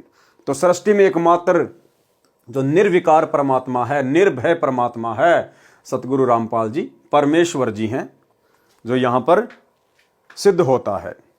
अपनी शक्ति का प्रदर्शन करता है, क्योंकि अक्षर पुरुष अधिक से अधिक 10,000 हाथ ही दिखा सकता है। इसके 10,000 हाथ हैं। क्षर पुरुष के यानी काल के 1,000 हाथ हैं। गीता अध्याय 10 व 11 में अपना 1,000 हाथों वाला विराट रूप दिखाया। गीता अध्याय 11 श्लोक 46 में अर्जुन ने कहा कि हे सहस्त्र बाहु, 1,000 भुजाओं वाले, अपने चतुर्भुज रूप में आइए। संत गरीबदास जी को अक्षर पुरुष के 7 संग ब्रह्मांडों के भेद बता वह आंखों दिखाकर परमेश्वर जिंदा बाबा 12वें द्वार के सामने ले गया, जो अक्षर पुरुष के लोक की सीमा पर बना है, जहां से भंवर गुफा में प्रवेश किया जाता है। जिंदा वेशधारी परमेश्वर जी ने संत गरीबदास जी को बताया कि जो 10वां द्वार यानी जो ब्रह्मरंध्र है, वो मैंने शतनाम के जाप से खोला था। जो 11वां द्वार है वह मैंने तत् तथा शत जो सांकेतिक मंत्र है उससे खोला था। अन्य किसी भी मंत्र से उन द्वारों पर लगे ताले नहीं खुलते। अब ये 12वां द्वार है, ये मैं सत शब्द यानी सारनाम से खोलूंगा। हालांकि भाई और बहनों, परमेश्वर को किसी भी मंत्र का जाप करके ये द्वार खोलने की आवश्यकता नहीं होती है, क्योंकि परमेश्वर सर्वशक्तिमान होते हैं। जब उस परमेश्वर की शक्ति से जब श्री कृष्ण जी का जन्म हुआ और जब कंस की जेल में ऑटोमेटिक सातों ताले खुल गए उस कबीर परमेश्वर सतगुरु रामपाल जी की मेहर से, शक्ति से, तो भला जब परमेश्वर कहीं जाएंगे तो दुनिया का ऐसा कौन सा द्वार, ऐसा कौन सा ताला है जो बंद का बंद रह जाए। तो परमेश्वर की शक्ति से वो खुले थे। लेकिन यहां गुरुदेव भगवान ने आदरणीय गरीबदास जी महाराज जी के माध्यम से आप और हमें यह समझाना है कि जब आप ऊपर की यात्रा करोगे तो कौन सा द्वार किस मंत्र के जाप से खुलता है, किस मंत्र का जाप करना होता है, इस जानकारी के लिए गुरुदेव भगवान यहां पर ये बातें लिख रहे हैं। इसके अतिरिक्त किसी नाम के जाप से यह नहीं खुल सकता। तब परमात्मा ने मन ही मन में सार नाम का जाप किया, 12वां द्वार खुल गया और परमेश्वर जिंदा रूप में तथा संत गरीबदास जी की आत्मा भंवर गुफा में प्रवेश कर गए। फिर सतलोक में प्रवेश करके उस श्वेत गुम्मद के सामने खड़े हो गए, जिसके मध्य में सिंहासन, उर्दू में कहते हैं तकत, उसके ऊपर तेजो में श्वेत नर रूप में परम अक्षर ब्रह्म जी विराजमान थे, जिनके एक रोम यानी शरीर के बाल से इतना प्रकाश निकल रहा था जो करोड़ सूर्यों तथा इतने ही चांदों चंद्रमाओं के मिलते जुलते प्रकाश से भी अधिक था। इससे अंदाजा लग जाता है कि उस परम अक्षर ब्रह्म सत्य पुरुष जी के संपूर्ण शरीर की कितनी रोशनी होगी। सतलोक स्वयं भी हीरे की तरह प्रकाशमान है। उस प्रकाश को जो परमेश्वर जी के पवित्र शरीर से तथा उसके अमर लोक से निकल रहा है, केवल आत्मा की आंखों से यानी दिव्य दृष्टि से ही देखा जा सकता है, चरम दृष्टि से नहीं देखा जा सकता। चरम दृष्टि क्या होती है? जैसे वर्तमान में हमारी जो ये दृष्टि है, हम जो देखते हैं, इसको कहते हैं चरम दृष्टि। और भक्ति की शक्ति से हमारी फिर दिव्य दृष्टि खुल जाती है। हम यहां बैठे बैठे असंख्य ब्रह्मांडों को देख सकते हैं, उसको कहते हैं दिव्य दृष्टि। फिर जिंदा बाबा अपने साथ बालक गरीबदास जी को लेकर उस सिंहासन के निकट गए तथा वहां रखे चवर को उठाकर तख्त पर बैठे परमात्मा के ऊपर चलाने लगे। बालक गरीबदास जी ने विचार किया कि यह है परमात्मा और ये बाबा तो परमात्मा का सेवक है। उसी समय तेजो में शरीर वाला प्रभु सिंहासन त्याग कर खड़ा हो गया और जिंदा बाबा के हाथ से चवर ले लिया और जिंदा बाबा को सिंहासन पर बैठने का संकेत किया। जिंदा वेशधारी प्रभु असंख्य ब्रह्मांडों के मालिक के रूप में सिंहासन पर बैठ गए। पहले वाला प्रभु जिंदा बाबा पर चवर करने लगा। संत गरीबदास जी विचार ही कर रहे थे कि इनमें परमेश्वर कौन हो सकता है। इतने में तेजोमय शरीर वाला प्रभु जिंदा बाबा वाले शरीर में समा गए। दोनों मिलकर एक हो गए। जिंदा बाबा के शरीर का तेज उतना ही हो गया जितना तेजोमय पूर्व में सिंहासन पर बैठे सत्य पुरुष जी का था। अब यह लीला परमात्मा ने क्यों दिखाई आदरणीय गरीबदास जी महाराज जी को? ये इसलिए दिखाई भाई और बहनों, ताकि वर्तमान की इस बिचली पीढ़ी में आप और हम भगत भाई बहन अपने गुरुदेव भगवान पर तनिक भी शंका ना करें। गुरुदेव भगवान तो अपने आप को छुपाएंगे इस ज्ञान का प्रचार करने के लिए। आप और हमारी तुच्छ बुद्धि को देखते हुए गुरुदेव कहेंगे, मैं तो उस परमात्मा का भेजा हुआ दास हूं, मैं तो उसका नौकर हूं, मैं तो उसका प्रतिनिधि हूं।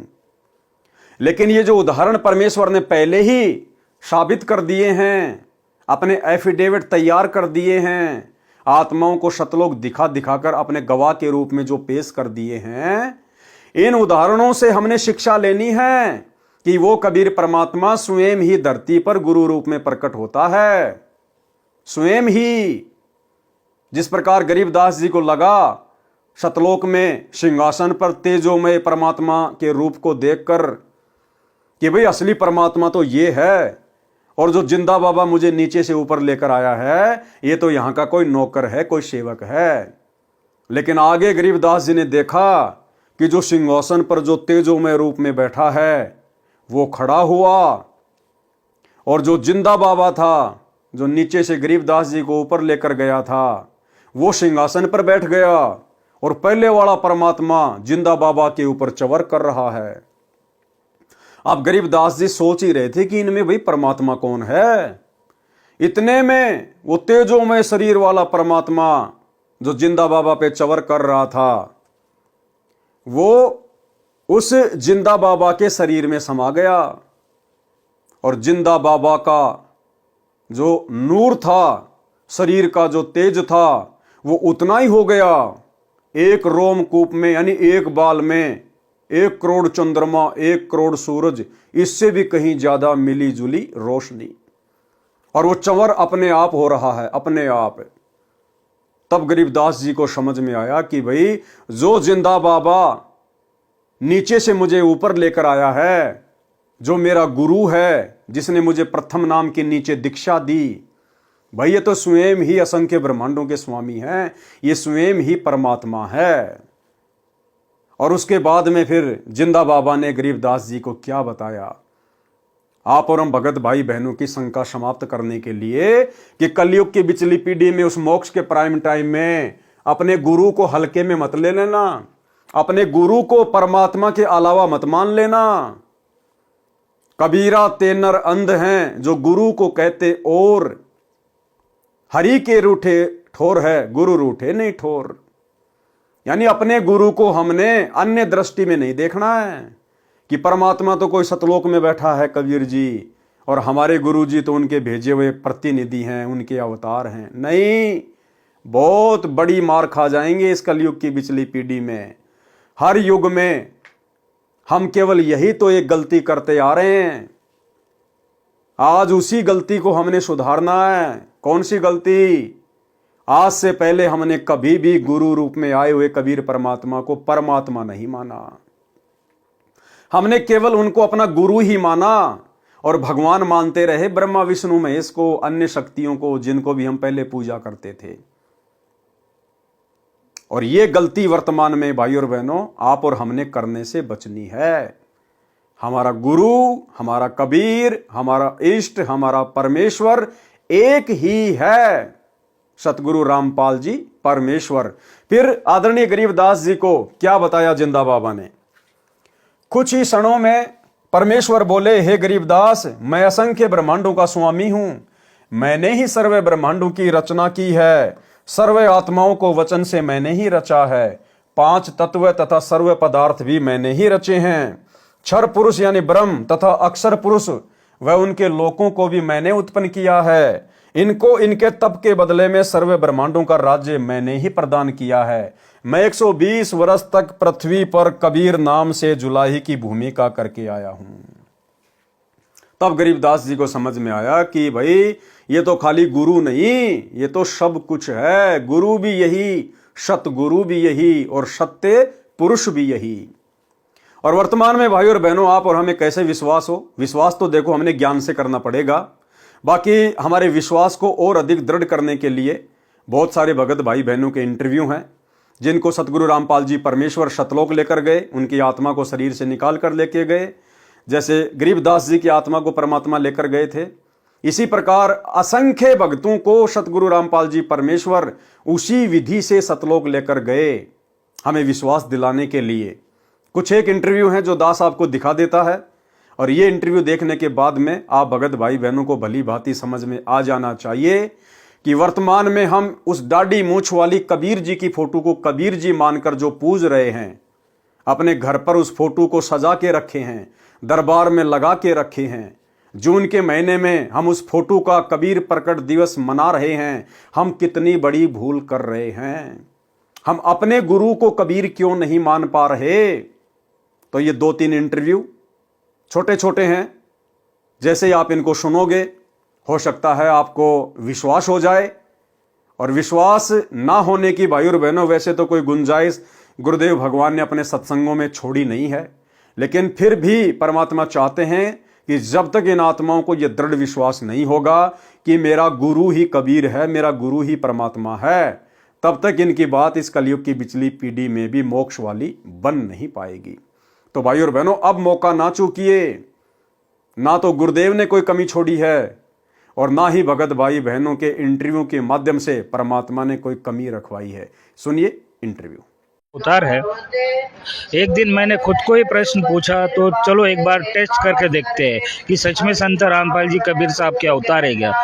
तो सितंबर 20, 2020 में संत रामपाल जी महाराज मेरे सामने प्रकट हुए रात को 3:30 बजे और मेरा हाथ पकड़ के मुझे बोला, बेटा तू चल मेरे साथ। तो सतलोक लेके गए और सतलोक में उन्होंने दिखाया कि देख ले, मैं सिंहासन पे बैठा हुआ वो मैं ही हूँ और जो मैं धरती पर हूँ वो भी मैं ही हूँ। तो तेरी शंका अब दूर हो गई है, तू मुझे पहचान ले बेटा, ये भक्ति मत छोड़। और ये मैं साक्षात परमात्मा ने दर्शन दे के मुझे बताया कि मैं खुद ही कबीर आया हूँ। रामपाल जी महाराज जी ने मुझे कबीर साहिब जी के सिंहासन के पास ले गए और वहां पर बंदीछोड़ गुरु रामपाल जी महाराज जी कबीर साहिब के सिंहासन के साइड में खड़े हो गए और मैं उनके सामने कबीर साहिब के सामने खड़ी थी। तो क्या हुआ, देखते ही देखते क्या हुआ कि बंदीछोड़ सतगुरु रामपाल जी महाराज कबीर साहिब के शरीर में समा गए और फिर अकेले कबीर परमात्मा रह गए। फिर कबीर परमात्मा का शरीर बंदीछोड़ सतगुरु रामपाल जी महाराज जी के रूप में चेंज हो गया। फिर बंदीछोड़ सतगुरु रामपाल जी महाराज जी कबीर साहिब के रूप में चेंज हो गए। फिर तब मुझे वहां पर समझ आया कि जो बंदीछोड़ सतगुरु रामपाल जी महाराज जी हमारे बीच यहाँ धरती पर रह रहे हैं, ये ही खुद कबीर परमात्मा है और यही भगवान है जिसे मैं बचपन से तलाश रही। तो भाई और बहनों, वीडियो आपने देखा और वीडियो देखकर आप लोगों ने विचार करना चाहिए, गुरुदेव के ज्ञान को आधार बनाकर चिंतन मनन करना चाहिए कि अभी भी यदि हम उस कागज के टुकड़े कबीर जी वाली मुर्दा फोटो को कबीर जी मानकर पूज रहे हैं तो हम इस कलयुग की पिछली पीढ़ी में भी कितना बड़ा धोखा खा रहे हैं। भारत देश जम्बू द्वीप के काशी नगर बनारस में नीरू नीमा नाम के पति पत्नी थे। वे मुसलमान जुलाहा थे, वे निसंतान थे। ज्येष्ठ सुदी पूर्णिमासी की सुबह ब्रह्म मुहूर्त में लहर तारा नामक सरोवर में काशी के बाहर जंगल में मैं नवजात शिशु का रूप धारण करके कमल के फूल पर लेटा था। मैं अपने इसी स्थान से गति करके गया था।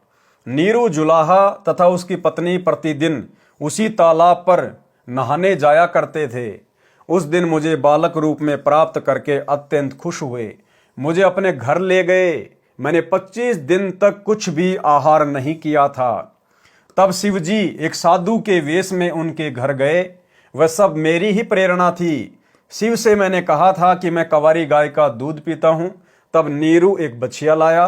शिव को मैंने शक्ति प्रदान की। उन्होंने बछिया की कमर पर अपना आशीर्वाद भरा हाथ रखा। कंवारी गाय ने दूध दिया, तब मैंने दूध पिया था। मैं प्रत्येक युग में ऐसी लीला करता हूं जब मैं शिशु रूप में प्रकट होता हूं, केवल उस समय जब यह परमात्मा शिशु रूप में प्रकट होता है। और भाई और बहनों, प्रत्येक युग की शुरुआत में सतयुग, त्रेता, द्वापर और कलयुग, प्रत्येक युग की शुरुआत में परमात्मा इस प्रकार की लीला करते हैं। क्यों करते हैं? क्योंकि वेदों में परमेश्वर की महिमा लिखी हुई है कि जब वो परमात्मा शिशु रूप में पृथ्वी पे प्रकट होता है, अपनी अच्छी आत्माओं को मिलता है, उनको ज्ञान उपदेश देता है, उस समय उस परमात्मा के परवरिश की लीला कंवारी गायों के दूध से होती है। तो वेदों में लिखी हुई अपनी महिमा को सत्य साबित करने के लिए परमेश्वर चारों युगों की शुरुआत में इस प्रकार की लीला करते हैं। अन्य ना जाने परमात्मा करोड़ों अरबों बार प्रकट हो चुके हैं, होते रहते हैं, होते रहेंगे। तो बार बार परमेश्वर को कंवारी गायों का दूध पीने की आवश्यकता नहीं पड़ती है। तब कंवारी गायों से मेरी परवरिश की लीला हुआ करती है। हे गरीबदास, चारों वेद मेरी महिमा का गुणगान करते हैं। वेद मेरा भेद है, मैं ना वेदन के माही, और जिस वेद से मैं मिलूं वह वेद जानते नहीं।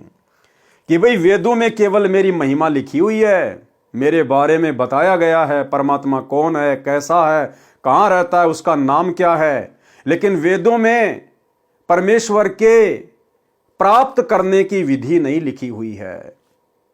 वेद मेरा भेद है, मैं ना वेदन के माही, और जिस वेद से मैं मिलूं वो वेद जानते नहीं। कौन सा वेद? 5वां वेद, सूक्ष्म वेद।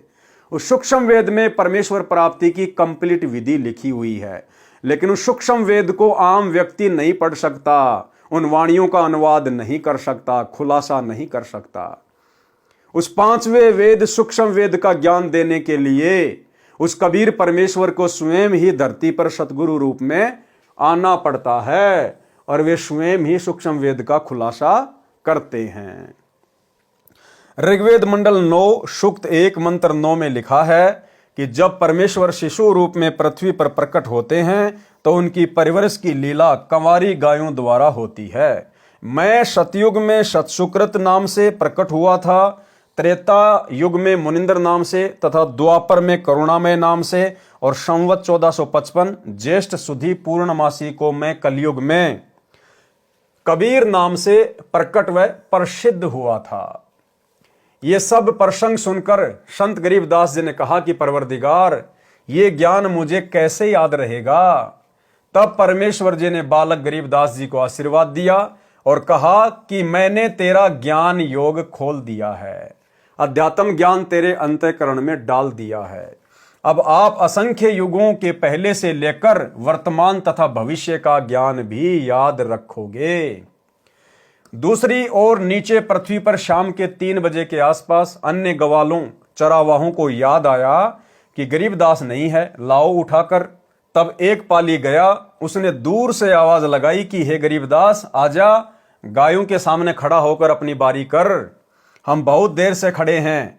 भगत गरीबदास जी नहीं बोले और ना उठे, क्योंकि पृथ्वी पर तो केवल शरीर था, जीव आत्मा तो ऊपर के मंडलों की सैर कर रही थी। उस पाली ने निकट जाकर हाथ से शरीर को हिलाया तो शरीर जमीन पर गिर गया।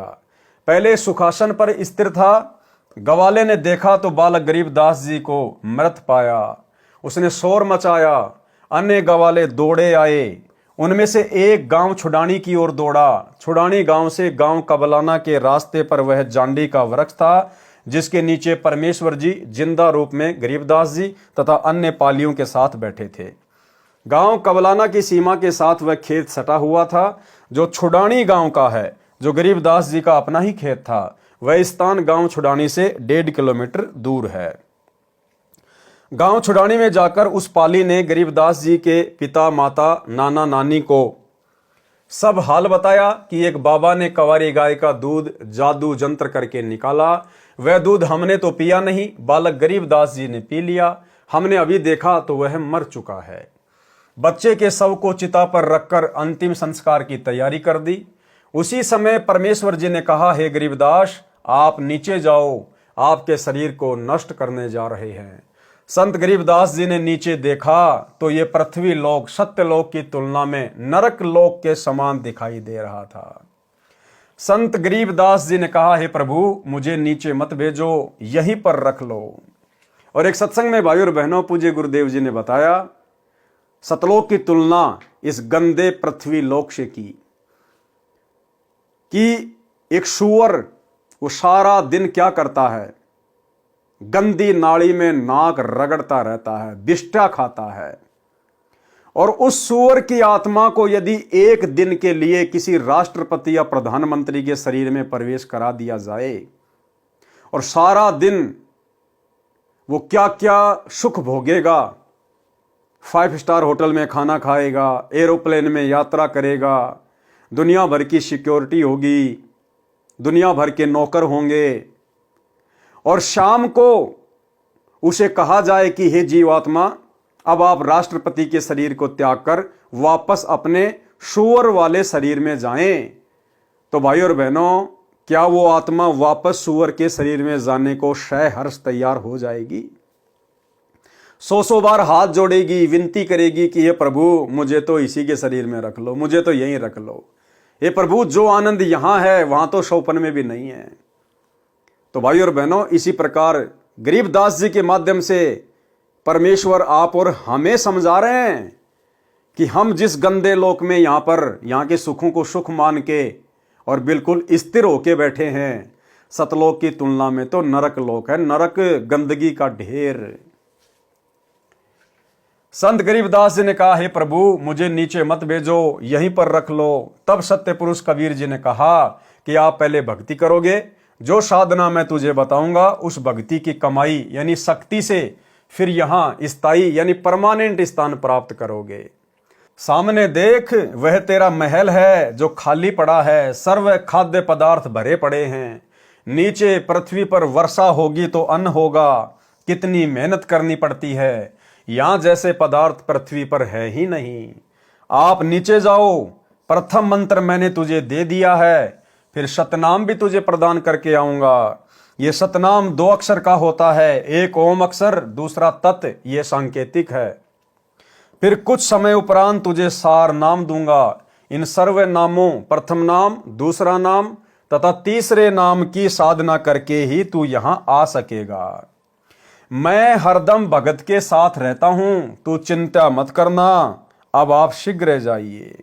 क्या कह रहे हैं गुरुदेव कि मैं हमेशा भगत के साथ रहता हूं। यानी भाई और बहनों, नाम दीक्षा लेने के बाद में हम भगत भाई बहनों ने कहीं भी फालतू में धक्के खाने की आवश्यकता नहीं पड़नी चाहिए। नाम दीक्षा लेने के बाद भगत के केवल 2 ही ठिकाने होते हैं। पहला ठिकाना है उसका अपना घर जहां उसका परिवार रहता है, और दूसरा ठिकाना है आश्रम जहां उसका गुरुदेव भगवान रहता है। लेकिन उन आश्रमों में केवल उसी समय जाना चाहिए जब उसके पूज्य गुरुदेव भगवान सह शरीर उन आश्रमों में विराजमान हो, अन्यथा जैसा उसका घर वैसा उसका आश्रम। मैं हरदम भगत के साथ रहता हूं, तो चिंता मत करना। अब आप शीघ्र जाइए। इतना कहकर परम अक्षर पुरुष जी ने संत गरीबदास जी के जीव को शरीर में प्रवेश कर दिया। कुल परिवार के लोग चिता में अग्नि लगाने ही वाले थे। उसी समय बच्चे के शरीर में हलचल हुई। शव को रस्से से बांध कर ले जाते हैं, वह रस्सा भी अपने आप टूट गया। संत गरीबदास जी उठकर बैठ गए, चिता से नीचे उतरकर खड़े हो गए। उपस्थित गांव के व परिवार के व्यक्तियों की खुशी का ठिकाना नहीं रहा। बालक गरीबदास ऊपर को आंखें करके परमात्मा को देख रहा था, तथा जो अमृत ज्ञान परमेश्वर जी ने उनके अंतःकरण में डाला था वह अमृतवाणी दोहों व चौपाइयों तथा शब्दों के रूप में बोलने लगा। गांव वालों को उस अमृतवाणी का ज्ञान नहीं था, इसलिए उन्होंने सोचा कि बच्चे को बाबा ने फटकार मार दी, जिस कारण से बड़बड़ा रहा है, कुछ का कुछ बोल रहा है। परंतु परमात्मा का सौ शुक्र मना रहे थे कि लड़की का लड़का जीवित हो गया। पागल है तो भी लड़की रानी देवी अपना दिल रोक कर खुश रहेगी। ये समझकर महापुरुष गरीबदास जी को पागल गांव की भाषा में बावड़िया कहने लगे। इस घटना के 3 साल के पश्चात एक गोपाल दास संत गांव छुडानी में आया, जो संत दादू दास जी के पंथ से दीक्षित था। वह संतों की वाणी को समझता था, उसके महत्व को जानता था। वह वैश्य जाति से था, यानी बनिया जाति से था। संत वेशभूषा में रहता था। बनिए के घर जन्म होने के कारण कुछ पढ़ा लिखा भी था। घर त्याग कर संन्यास ले रखा था। अधिकतर भ्रमण करता रहता था, गांव गांव में जाकर प्रचार करता था। कुछ शिष्य भी बना रखे थे। उसका एक बैरागी जाति का गांव छुडानी का भी शिष्य था, वह उसके घर रुका हुआ था। उस शिष्य ने संत गोपाल दास से कहा कि हे गुरुदेव, हमारे गांव के चौधरी का दोहता यानी लड़की का लड़का किसी साधु की फटकार से पागल हो गया है। वह तो मर गया था, चिता पर रख दिया गया था। लड़की रानी की किस्मत से बच्चा जीवित तो हो गया, परंतु पागल हो गया। सब जगह झाड़ फूंक करने वालों से भी इलाज करा लिया, अन्य दवाई पागलपन दूर करने की भी बहुत खिला ली, लेकिन कोई राहत नहीं मिली। उस शिष्य ने वह सर्व घटना भी बताई जो कंवारी गाय का दूध निकलवाकर बच्चे गरीबदास को पिलाने की घटित हुई थी। फिर उसने कहा कि कहते हैं कि संत की विद्या को संत ही काट सकता है, कुछ कृपया करो गुरुदेव। संत गोपाल दास जी ने कहा कि बुलाओ उस लड़के को। शिष्य ने चौधरी शिवलाल जी से कहा कि मेरे घर पर एक बाबा जी आया है, मैंने उसको आपके दोते गरीबदास के बारे में बताया है। बाबा जी ने कहा है कि एक बार बुलाओ, ठीक हो जाएगा, एक बार दिखा लो। अब तो गांव में ही बाबा आया है, बहुत पहुंचा हुआ संत है। शिवलाल जी के साथ गांव के कई अन्य व्यक्ति भी बाबा के पास गए, साथ में बच्चे गरीबदास जी को भी ले गए। संत गोपाल दास जी ने बालक गरीबदास जी से प्रश्न किया कि बेटा, वह कौन बाबा था जिसने तेरा जीवन बर्बाद कर दिया? प्रिय पाठकों को यहाँ पर यह बताना अनिवार्य है कि संत गोपाल दास जी संत दादू दास जी के पंथ से दीक्षित थे। संत दादू जी को भी संत गरीबदास जी की तरह 7 वर्ष की आयु, एक पुस्तक में 11 वर्ष की आयु में जिंदा बाबा मिला लिखा है। हमने ज्ञान समझना है, व्यर्थ के तर्क वितर्क में नहीं पड़ना है। जिंदा बाबा के वेश में परमेश्वर कबीर जी मिले थे। संत दादू जी को भी परमेश्वर शरीर से निकालकर सतलोक लेकर गए थे। संत दादू जी 3 दिन रात अचेत अवस्था में रहे थे। तीसरे दिन वापस सचेत हुए तो कहा था कि मैं परमेश्वर कबीर जी के साथ अमर लोक गया था। वह आलम बड़ा कबीर है, वह सबको रचने वाला है, सर्व सृष्टि का रचनहार है। कहा कि जिन मोकू निज नाम दिया सोए सतगुरु हमारे, दादू दूसरा कोई नहीं कबीर सिरजनहार। दादू नाम कबीर की जय कोई ले वह ओट, उनको कबू लागे नहीं काल बजर की चोट। अब ही तेरी सब मिटे काल कर्म की पीर, श्वास उसास सुमर ले दादू नाम कबीर। केहरी नाम कबीर का विषम काल गजराज, दादू भजन परताप से भाग सुनत आवाज। इस प्रकार दादू जी के ग्रंथ में वाणी लिखी है। गोपाल दास इस बात को जानता था कि दादू जी को बूढ़ा बाबा के रूप में परमात्मा मिला था। दादू जी मुसलमान तेली था, इसलिए मुसलमान समाज कबीर का अर्थ बड़ा करता है, जिस कारण से काशी वाले जुलाहे कबीर को नहीं मानते। दादू पंथी कहते हैं कि कबीर का अर्थ बड़ा भगवान, अल्लाहु कबीर, अल्लाह अकबीर है। इसी प्रकार श्री नानक देव जी सुल्तानपुर शहर के पास बह रही बेई नदी में स्नान करने गए। परमात्मा जिंदा बाबा के रूप में उस समय मिले थे। उनको भी 3 दिन तक अपने साथ रखा था। सचखंड यानी सतलोक लेकर गए थे, फिर वापस छोड़ा था। एक अब्राहिम सुल्तान अधम नाम का बलक बुखारे शहर का राजा था, इराक देश का रहने वाला था। उसको भी परमात्मा जिंदा बाबा के रूप में मिले थे। उसका भी उद्धार कबीर परमेश्वर जी ने किया था। संत गोपाल दास ने बच्चे गरीबदास जी से प्रश्न किया था कि तेरे को कौन बाबा मिला था जिसने तेरा जीवन बर्बाद कर दिया। संत गरीबदास जी ने उत्तर दिया था कि हे महात्मा जी, जो बाबा मुझे मिला था उसने मेरा कल्याण कर दिया, मेरे जीवन को आबाद कर दिया। वह पूर्ण परमात्मा है। गरीब हम सुल्तानी नानक तारे दादू को उपदेश दिया, जात जुलाहा भेद न पाया काशी माहे कबीर हुआ। गरीब अनंत कोटि ब्रह्मांड का एक रति नहीं भार, सतगुरु पुरुष कबीर हैं कुल के सिरजनहार। गरीब सब पदवी के मूल हैं सकल सिद्धि हैं तीर, दास गरीब सतपुरुष भजो अविगत कला कबीर। गरीब अजब नगर में ले गए हमको सतगुरु आण, जल के बिंब अगाध गति सूते चादर ताण। गरीब शब्द स्वरूपी उतरे सतगुरु सत कबीर, दास गरीब दयालु हैं डिगे बंधावे धीर।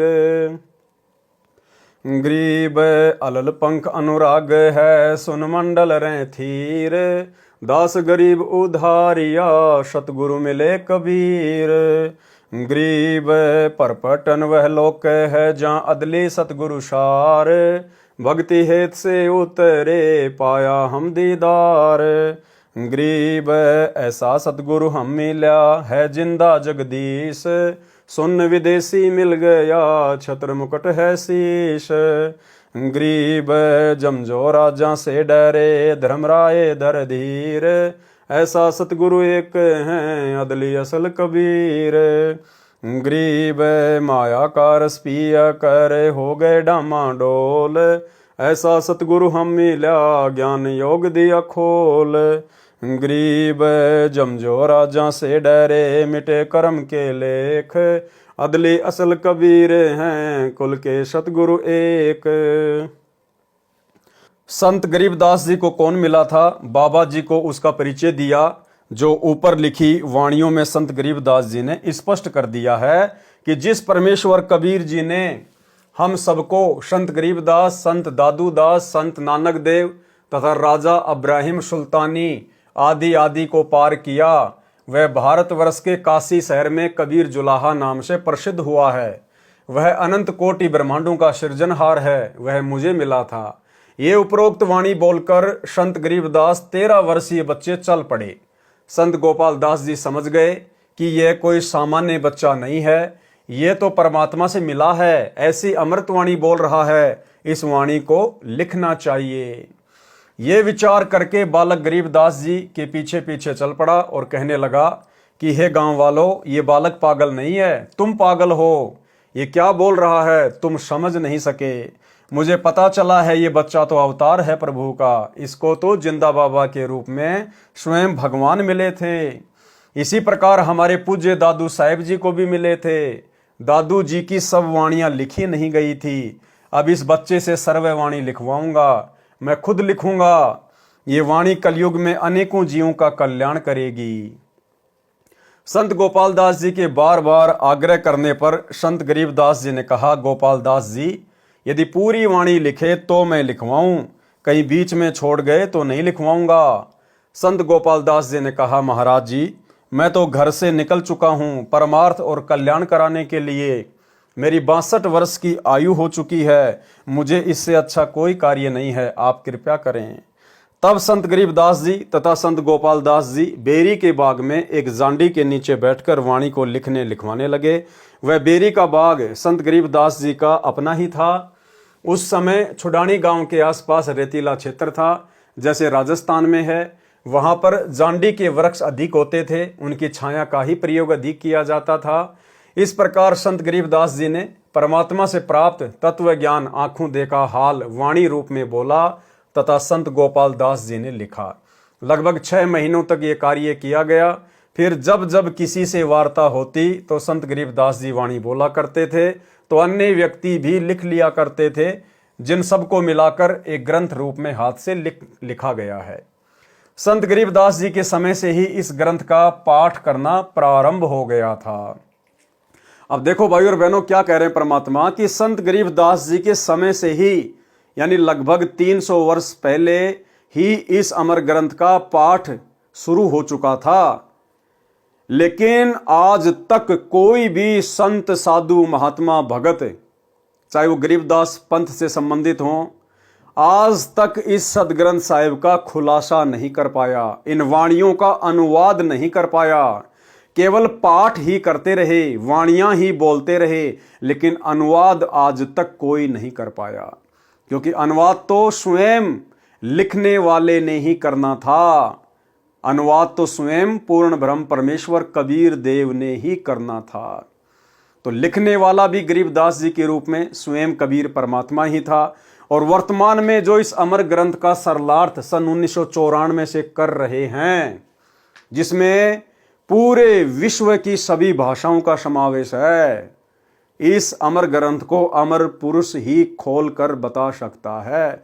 तो वे अमर पुरुष आज स्वयं धरती पर 8 सितंबर 1951 से सतगुरु रामपाल जी के रूप में प्रकट हैं, और जिन्होंने अपनी वाणी के अनुसार कि जब आवे 5500 पांचा तब ये वचन मेरा होगा साचा, 5000 और 500 जब कलयुग बीत जाए, महापुरुष फरमान तब जग तारन को आए।